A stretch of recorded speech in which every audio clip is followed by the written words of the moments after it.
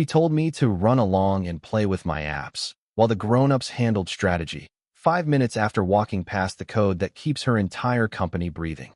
My name is Elias Wright. I'm 28, and for the last 3 years I've been the quiet engine behind LumenForge Systems, a mid-sized cloud platform headquartered in Austin.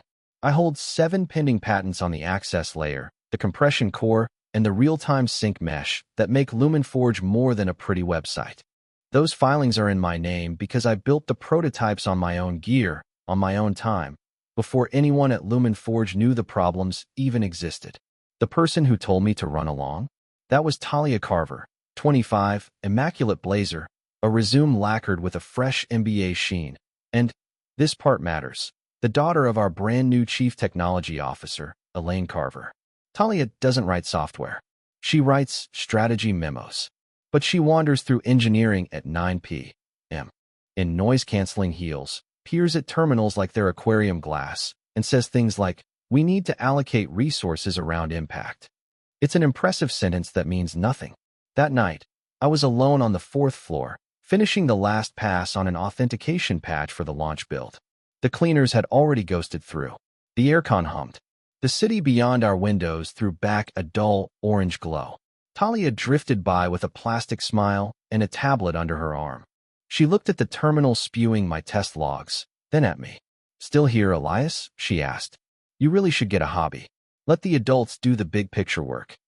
I almost laughed. My hobby was the lattice of cryptographic rules that prevented other companies from ripping out our guts through an API key.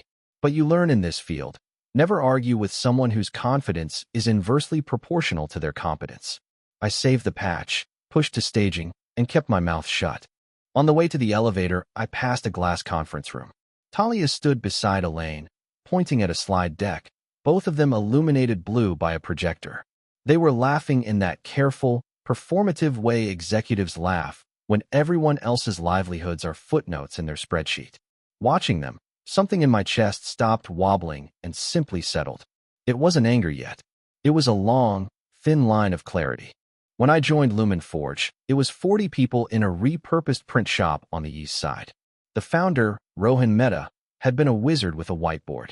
He could sit down at midnight, box out a message bus, and argue encodings with you until the sunrise turned the windows silver. He believed 2 things: ship small, and pay attention to the people who actually touch the product. The second belief is rare in tech.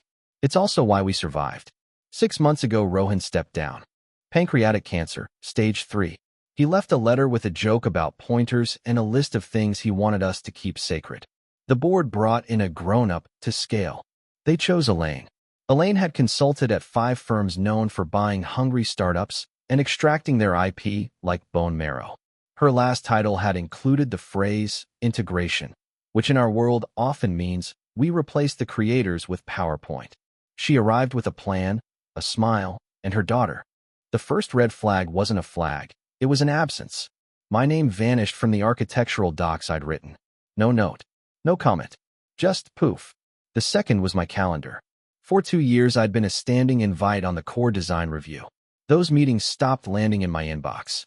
The third was a knowledge capture initiative. Every engineer had to produce diagrams and narratives of everything we owned, how it fit together, where it lived, who could touch it.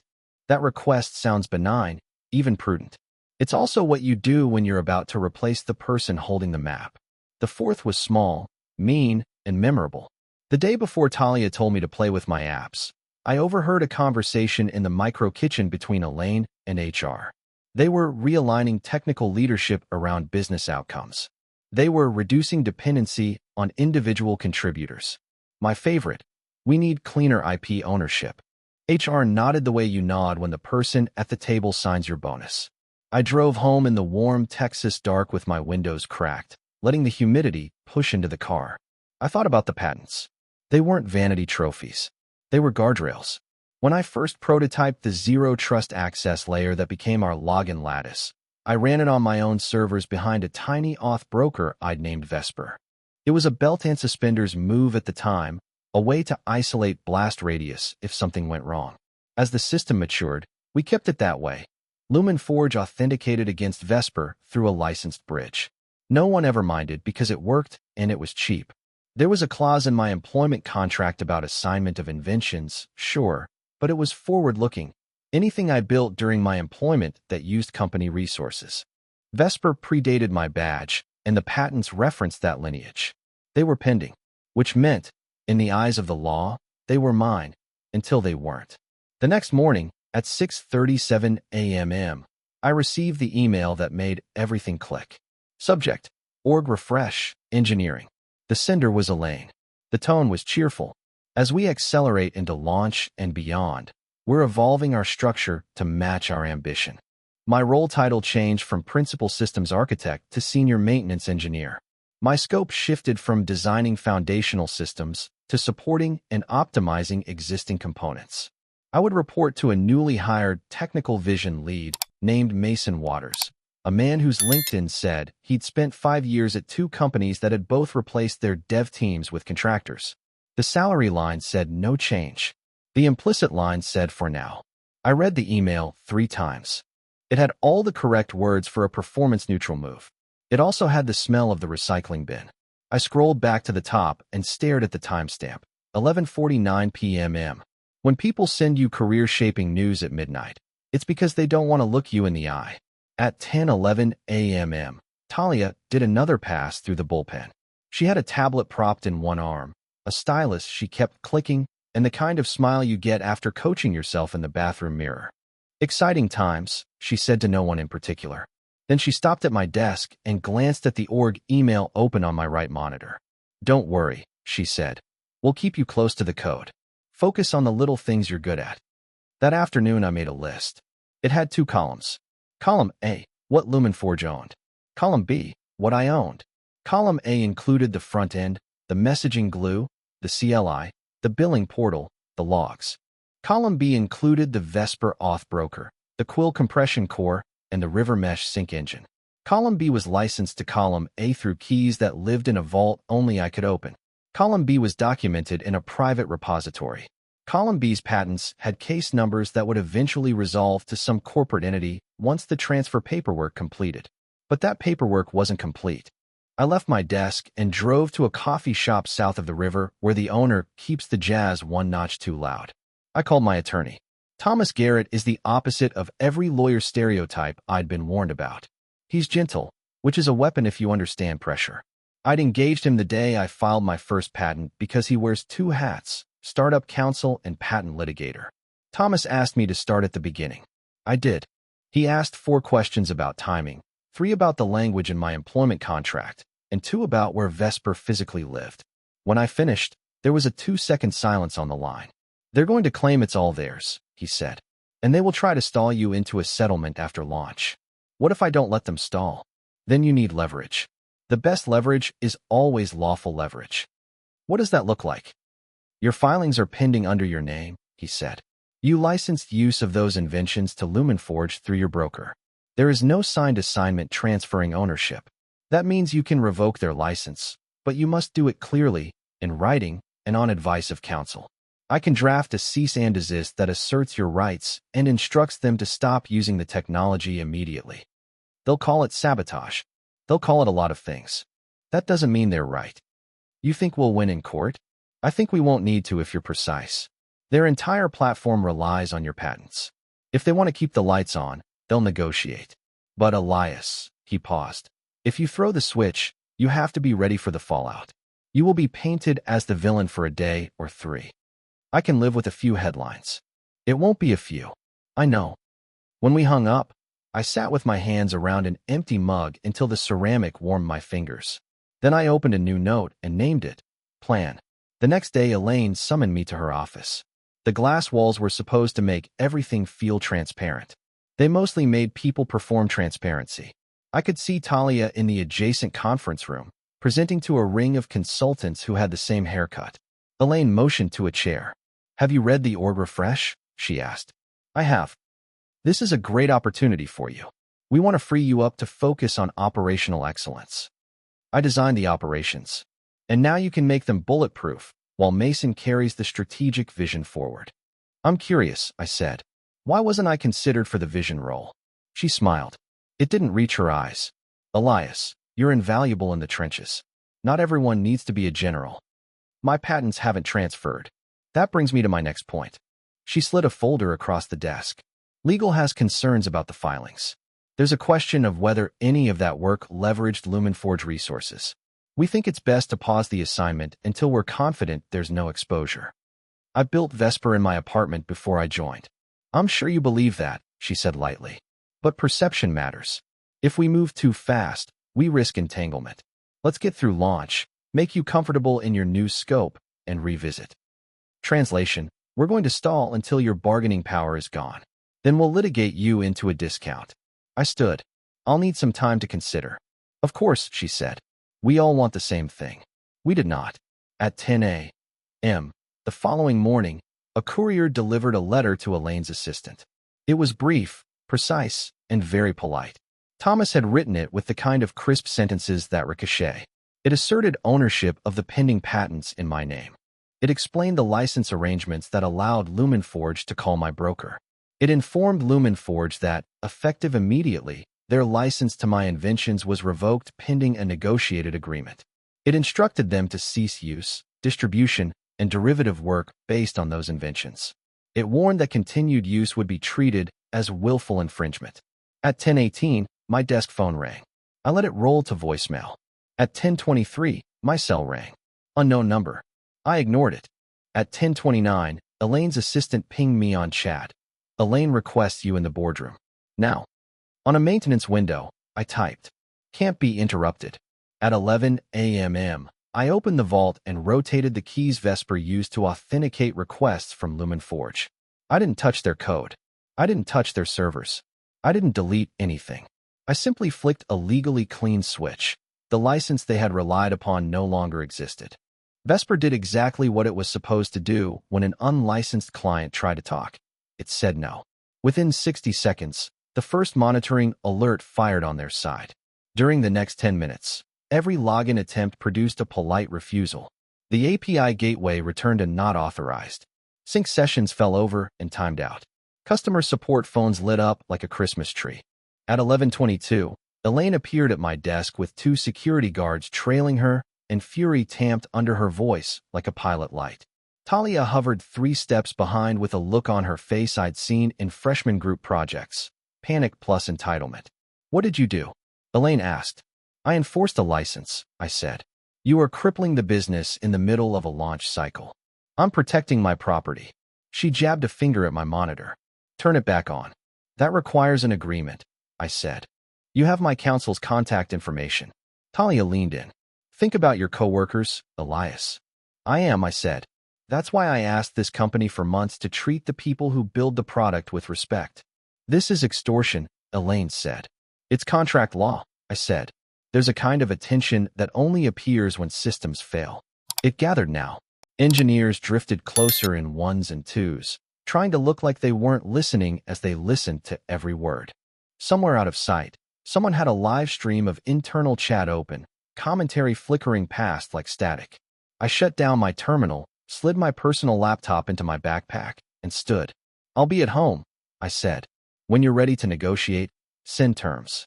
Security will escort you out, Elaine said. I know the way. The elevator closed, and for the first time in 3 years, the building's air didn't feel heavier when I left. The next 48 hours were the longest I have ever lived without gunfire or sirens. The board convened 3 times. Legal sent 3 letters, each less confident than the last. PR issued a vague statement about unexpected infrastructure challenges. Someone leaked a screenshot of our status page to a blogger known for dramatizing outages. By evening, the headline was Unicorn Trips Over Own Hooves. Engineers texted me from personal phones to say they were sorry, they were scared, they were proud. A product manager I'd never liked sent a note that read, I didn't understand what you built until it stopped. By day 3, LumenForge had assembled a small army of contractors to slap together an emergency auth gate. They put it behind the existing UI and prayed nobody would notice the seams. They scheduled the launch event anyway. Elaine could not imagine standing in front of investors and saying, we folded. The ego that makes someone apply for a C-suite job is a powerful solvent of common sense. Launch day. I brewed coffee at sunrise and set my phone face down. The stream started at 9. The ballroom had rented optimism, round tables, uplights, a hashtag printed on the program. Elaine walked on stage in an eggshell blazer, the kind of outfit chosen to communicate competence without warmth. She talked about growth curves and addressable markets. She thanked the team for their grit. She introduced a sizzle reel with a soundtrack that would spike your heart rate if you heard it at the gym. Now, she said, let's use it. They'd given the audience guest accounts. The camera cut to a side screen that mirrored a browser. 100 people pulled out phones or opened laptops. You could see heads bow like a congregation. You could hear the room exhale. On the screen, a spinner spun. It spun for 5 seconds and then returned a message I had never written but recognized instantly. Unable to verify credentials. Someone tried again. Someone else tried a different path. The spinner spun. The camera angle changed. You could see a row of engineers at a table in the front, their hands moving with frantic calm. One whispered to another. One put her head briefly in her hands. Elaine said something about first-day hiccups and tried to keep talking while a tech cut the audio to the stream and the feed filled with event music. 10 minutes later, they came back. We'll have the demo available after the session, Elaine said with a smile that set my teeth on edge. Then she cut the session early and shuffled attendees toward the coffee urns. By noon, tech media had their lead. By 3, one investor had unsubscribed from the belief that we knew what we were doing. By 5, a second investor had joined them. The stock price sank like a stone thrown into shallow water. Fast, embarrassingly visible, and with a splash that drenched everyone standing too close. The board met that evening without Elaine. The press release went out the next morning. It used the phrase, mutual separation. Someone in comms still believed in the Santa of polite lies. Inside the building, everyone called it what it was. Talia disappeared from Slack 2 hours later. There was no announcement. There was a rumor that she'd accused me of sabotage, but the board's outside counsel had already traced license calls, correspondence, and contract language. The accusation evaporated on contact with the facts. The facts were simple. My inventions were licensed, then unlicensed. The company gambled and lost. I met Thomas for tacos to talk next moves. We agreed on 2 goals. First, secure formal license deals with anyone who wanted a serious access layer and didn't want to rebuild from scratch. Second, build the thing properly as a product under my control, with the support of investors who understood that the only way to avoid my leverage was to respect it. I did 3 things that afternoon. I filed paperwork for a new company, Ashlock Labs. I emailed 4 prospective customers who had reached out to me privately after the launch, all with the same tone. We respect what you built. We don't want headlines. We want results. I texted Rohan. He replied with a smiling emoji and then, proud of you. Don't let them make you smaller. Ashlock Labs felt like those early LumenForge nights, but with better chairs. We took a little space above a print shop because poetry pleases me. I hired 2 engineers I'd mentored on the sly, a documentation savant from Houston, and a support lead who had the rare ability to calm a panicked CIO without lying to them. We didn't put beanbags in the office or hang a neon sign. We put a whiteboard and a big printer and a coffee grinder that sounded like a small airplane. We built what I'd wanted to build all along, a product, not a favor. Vesper became Arbalest, a keyless, policy-driven off-lattice you could snap into your stack without rewriting your soul. Quill became Helix, a compression core that squeezed latency without crushing your CPU. Rivermesh became Tide, a sync engine that assumed the network would betray you and kept your state consistent anyway. We wrote samples. We wrote threats. We wrote guarantees in a font a lawyer could love. 2 months after the LumenForge launch cratered, we signed our first enterprise license. It was a regional healthcare network tired of paying for security that broke during storms. Their pilot took 9 days. Their SSO provider threw a tantrum. We didn't. We wrote the adapter they needed and shipped it before launch.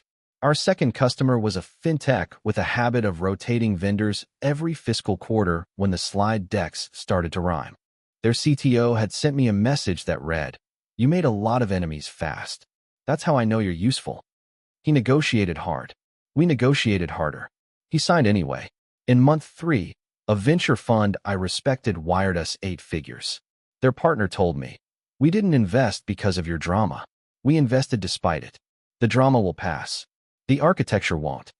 Meanwhile, LumenForge kept trying to stand. They limped into an acquisition 9 months later, sold for a price that would have embarrassed our payroll spreadsheet from the print shop days. The acquirer replaced their internal platform with a commodity stack and 3 vendors. The only thing that survived was the logo on the office door for 6 months until the lease expired. I heard Elaine had gone back to consulting. The first white paper she published after Lumen Forge was on managing key person risk. Talia moved to Portland to work in consumer retail.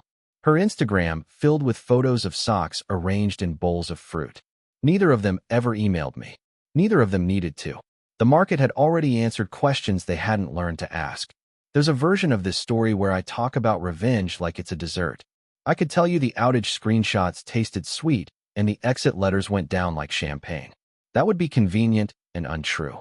The days after I flipped the key were ugly. People I cared about worried about their mortgages. Colleagues I respected had to explain outages they didn't cause. I can celebrate what came next without lying about what the middle felt like. The point of leverage isn't to break bones. It's to bend behavior. If you want a moral, here's mine. Respect is cheaper than litigation and more profitable than theft. Companies pay lip service to that until they hire somebody who confuses power with ownership. Power is a job title. Ownership is what your hands make and your mind secures. A year after the launch that wasn't, I was back in Austin, on a stage I hadn't asked for, accepting an innovation award I didn't build for. The MC said words like vision and grit. I thought about Rohan's 2 rules. Ship small. Pay attention to the people who touch the product. Then I told the room a story. I said there's a difference between cost and value. Cost is what you pay when you hire a person. Value is what you lose when you forget why you hired them. You can quantify cost in a cell in a spreadsheet. Value is everything that prevents your spreadsheet from describing a funeral. After, a young engineer found me near the coffee urns. I'm working somewhere that feels like your old place, she said quietly. What should I do? Document everything, I said. Own what you build. Be generous with credit. Be specific in contracts. And when someone who hasn't read your code tells you to play with your apps, don't argue. I smiled. Just make sure the keys are in the correct pocket. She laughed. She didn't ask which pocket. She didn't need to. Sometimes walking away is the sharpest instrument you can carry. I didn't torch a bridge. I declined to lie on it while trucks drove over.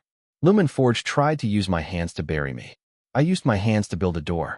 That's the whole trick, really. Locks, keys, doors. People think the magic lives in the metal. It doesn't. It lives in knowing who to trust with the handle.